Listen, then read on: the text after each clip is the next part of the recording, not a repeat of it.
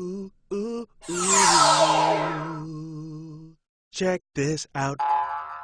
Assalamu alaikum wa rahmatullah. Welcome to the Deen Show and another episode from the mailbag and another question from your questions.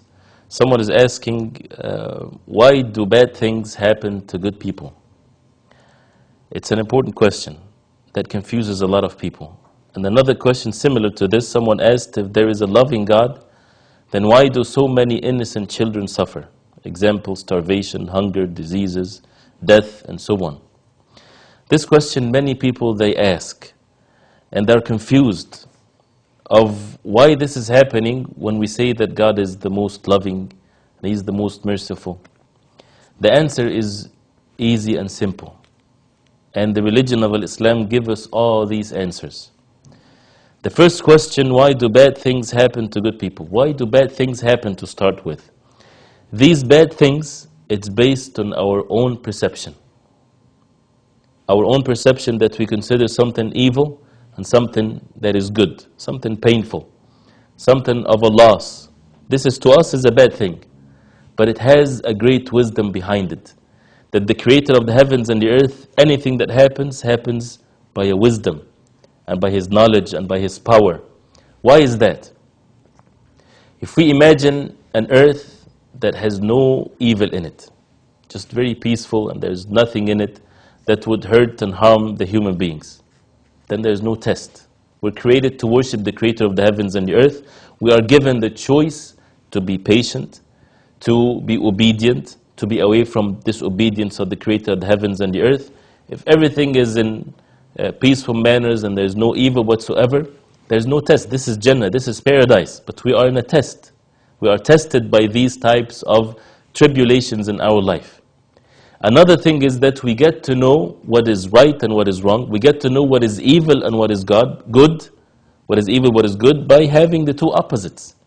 We would never be able to know what is bitter if we don't know what sweet is. So by having two things opposite, we get to see the difference between the two, so that we appreciate what is good, so that we are patient when something evil happens to us. God has names and attributes. One of His attributes that He is the most forgiver. How can this attribute be in practice when there's nothing to forgive? When there's no sins involved? Sins are evil. But if there's no sins involved, how can this attribute be present? When He is the forbearing, the most forbearing, how can this be in practice when there is nothing of evil present on the face of earth? How can people show the good mannerism with patience and striving to help one another and to spend from one wealth for the sake of Allah? How can all of these good meanings would occur if there's no evil present?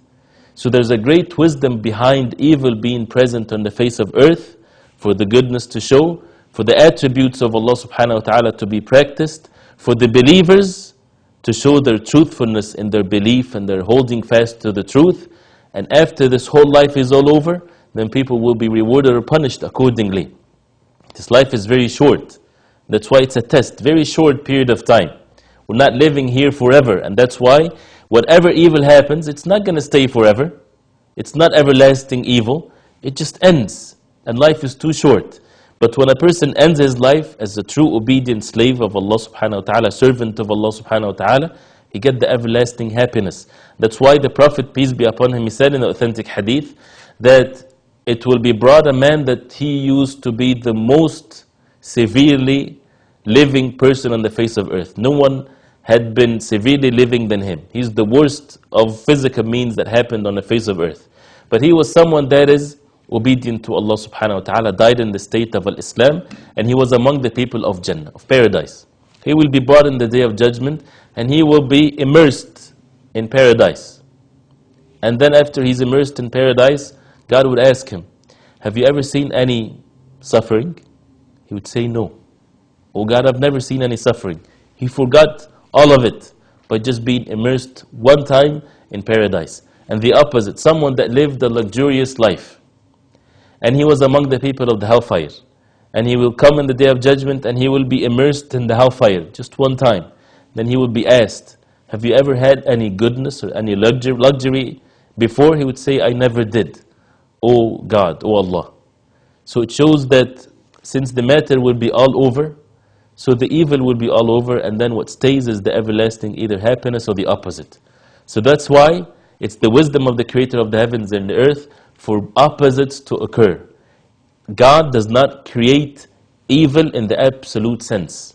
He's the most wise. It's evil from our perception, but it is not evil from the absolute sense, because as a result of that evil, goodness will come. And people will be patient, and people will have good qualities, and there will be difference between those who are truthful and those who are not.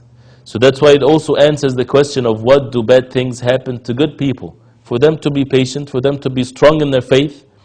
When tests and tribulations comes to the person, it strengthens him or her, make them a better individual, make them more obedient to the Creator of the heavens and the earth, and have patience and have the good qualities that is needed. What about the children? Young individuals, they're not responsible for their own actions. Why should they suffer? It's suffering with our own perception too. And even if they suffer, but the most merciful, He rewards them.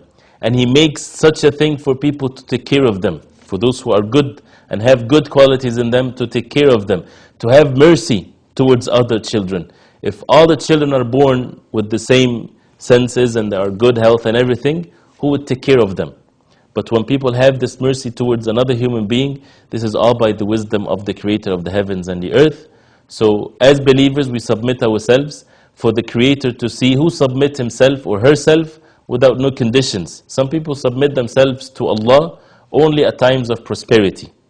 But the real test is to be a true servant of the Creator of the heavens and the earth when you submit yourself at all times, under any circumstance.